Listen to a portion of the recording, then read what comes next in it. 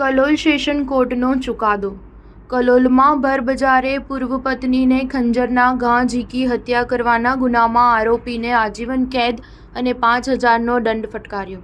કલોલ શહેરના પૂર્વ વિસ્તારમાં રહેતી હેમા નામની યુવતીના ભાવેશ ધર્મદાસ કેશવાણી સાથે લગ્ન થયા હતા અને લગ્ન બાદ તેઓના છૂટાછેડા થઈ ગયા હતા।